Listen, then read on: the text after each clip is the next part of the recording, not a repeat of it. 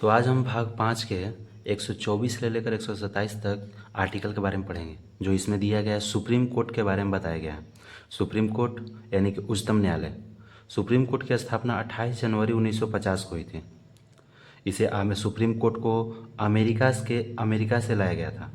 Supreme court में चयनित होना है तो इसकी योग्यता क्या होती है?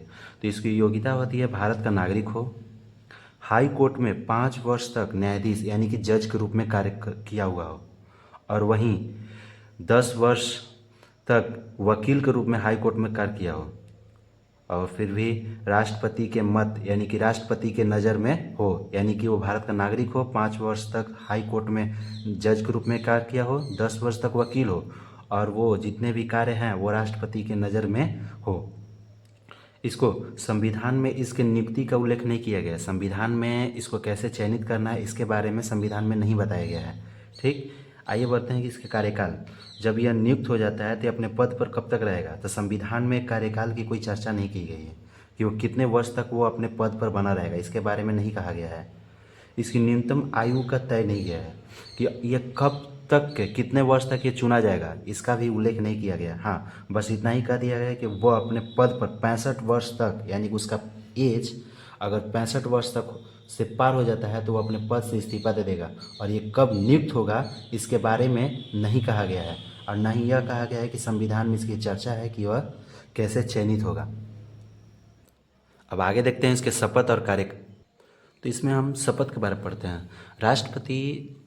राष्ट्रपति इनको शपथ है। सुप्रीम कोर्ट के जो मुख्य न्यायाधीश होते हैं उनको शपथ कौन दिलाता है? तो राष्ट्रपति दिलाते हैं शपथ। जब वो नियुक्त होते हैं तो उनका त्यागपत्र कौन देता है? अगर मुख्य न्यायाधीश अपना त्यागपत्र देना चाहते हैं तो किनको त्यागपत्र देंगे?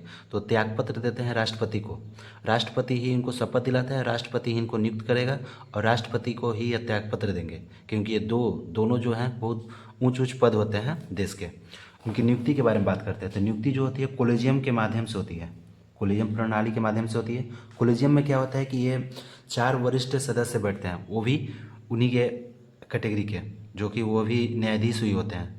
ठीक, और इनके सिफारिश पर ही, कोलेजियम प्रणाली के सिफारिश पर ही अगले न्यायाधीश की नियुक्ति की जाती है, जिसमें राष्ट्रपति की सिफारिश अत्यंत आवश्यक हो जाती है। कोलेजियम प्रणाली जो है वो राष्ट्रपति की सिफारिश पर ही अगले न्यायाधीश की नियुक्ति करता है। अगर जब नियुक्ति हो जाती है तो इनको अगर हटाना होगा तो कैसे हटाएंगे? तो इसको हटाने के लिए भी राष्ट्रपति ही इनको हटाते हैं। वो महाभियोग की विधि द्वारा हटाया जाता है। राष्ट्रपति महाभियोग की प्रक्रिया द्वारा हटाएंगे और विशेष बहुमत से हटाया जाता है। और महाभियोग की विधि जब लगाई जाती है तो इसके अधिनियम लगाया जाता है, जांच अधिनियम लगाया जाता है कि न्यायाधीश जांच अधिनियम 1968 के तहत हटाया जाएगा।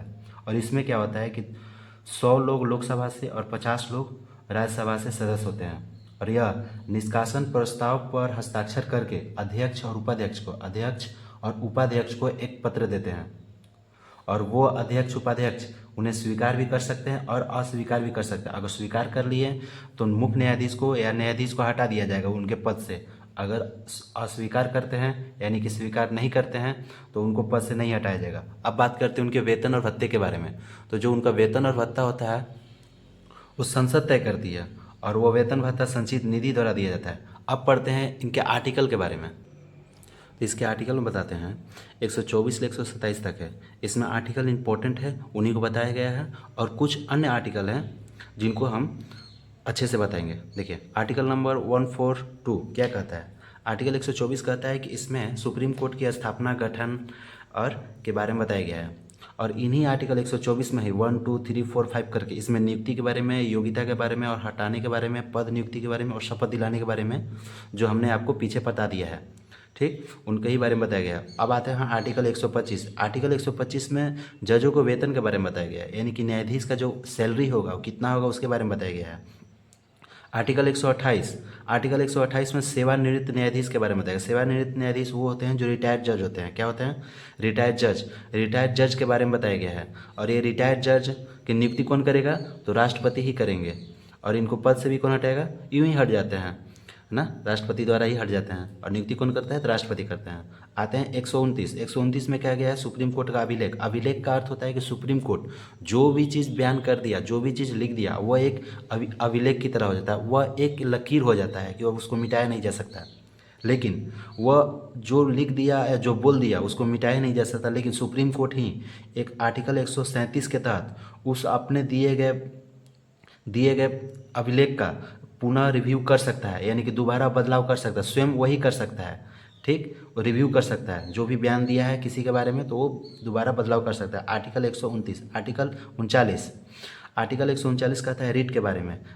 हमने आपको बताया था आर्टिकल 32 में आपको 5 वाट रीट के बारे में बताया गया था, वही रीट यहाँ पर है। हॉबियस, परमादेश, कोवारंट और प्रतिबंध और उत्प्रेषण, ये दोनों आर्टिकल कौन लगाता है? तो कोर्ट लगाता है। ठीक, और यह हॉबियस लगाता है, परमादेश और कोवारंट। उसके बाद आता है आर्टिकल, जो हमने आपको बता दिया है, जो नहीं देखें उसके बारे में जाकर देख लीजिएगा। आर्टिकल 141, आर्टिकल 141 क्या कहता है? सुप्रीम कोर्ट अगर कोई नियम कानून बनाती है तो हाई कोर्ट और डिस्ट्रिक्ट कोर्ट को दोनों को मानना पड़ेगा।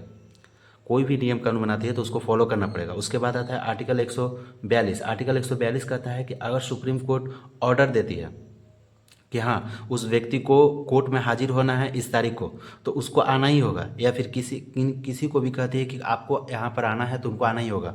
आप इसके ऑर्डर को अनदेखा नहीं कर सकते, उल्लंघन नहीं कर सकते, वरना आपके पास फोर्स भेज देगी। क्या भेज देगी? पुलिस भेज देगी या फोर्स भेज देगी। आता है, इसके बाद आता है आर्टिकल 143, आर्टिकल 143 में कहा है कि सुप्रीम कोर्ट के परामर्श के बारे में, अर्थात सीजीआई जो मुख्य न्यायाधीश होते हैं, सुप्रीम कोर्ट के जो न्यायाधीश होते हैं, उनकी जो सलाह राष्ट्रपति मांग सकते हैं कि हमारे किसी भी निर्णय में महत्वपूर्ण आपकी सलाह हो सकती है, तो राष्ट्रपति सीजीआई मुख्य न्यायाधीश की सलाह मांग सकते हैं और राष्ट्रपति से भी यह भी इनकी सलाह ले सकता है। लेकिन इसके बारे में यही कहा गया है आर्टिकल 143 के बारे में। आगे जो आर्टिकल आता है आर्टिकल 144, 147, ये सब ज़्यादा इंपॉर्टेंट नहीं पड़ जाता है। 5, 146 एग्जाम में ज़्यादातर यही सब क्वेश्चन पूछा जाता है। आपको पूछा जाएगा कि 128 पूछता है ज़्यादा, 129 पूछता है, 137 पूछेगा, 139 पूछेगा रीट के बारे में, और ये इंपॉर्टेंट हो जाता है, सबसे ज़्यादा यही पूछता है। उसके बाद आर्टिकल आपको ये पूछेगा 124, आपको ये नहीं पूछेगा आर्टिकल 124 के सेकंड में क्या है, लेकिन हाँ ये पूछ सकता है कि आपकी नियुक्ति, योग्यता और पद नियुक्त हटाने की प्रक्रिया किसके माध्यम से होती है। Thank you.